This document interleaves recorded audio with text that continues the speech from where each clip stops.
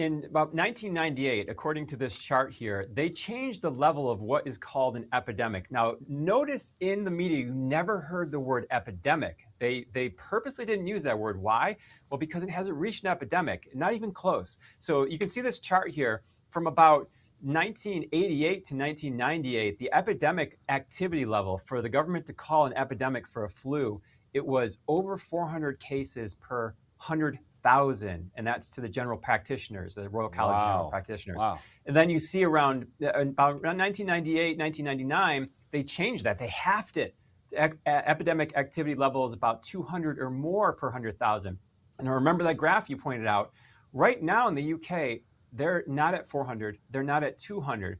They're at about 20 per 100,000. Wow. Now, hold on a Far second. Hold cry on to from this graph, because this has just taught me something. Because I keep saying to people, I mean, epidemics happen like, once every 50 years, and in this case, you see that was the case. You had one in 1990 you could have called an epidemic, and then it was just like dead forever, unless if we can lower the bar down to this where it usually peaks, then we can make money off of an epidemic every year. And they can't even get this year to fit the lowest level they've ever had for an epidemic. Be terrified. Absolutely. We're in the upper ranges of low. And so this brings us to how we started this conversation.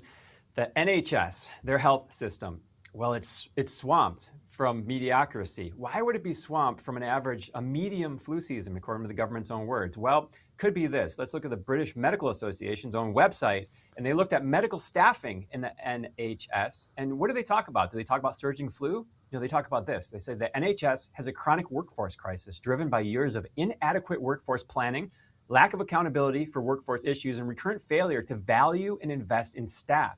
Without action to better train and retrain the doctors the NHS needs, staffing levels will continue to fall short of demand, further impacting working conditions and waiting lists and care quality. This was a crisis that's been created by bad leadership, bad government policy, and you can see this staffing report they show of all of those countries. If you look at practicing doctors per 1,000 inhabitants in the UK and England, and you can look at the bottom there, United Kingdom and England.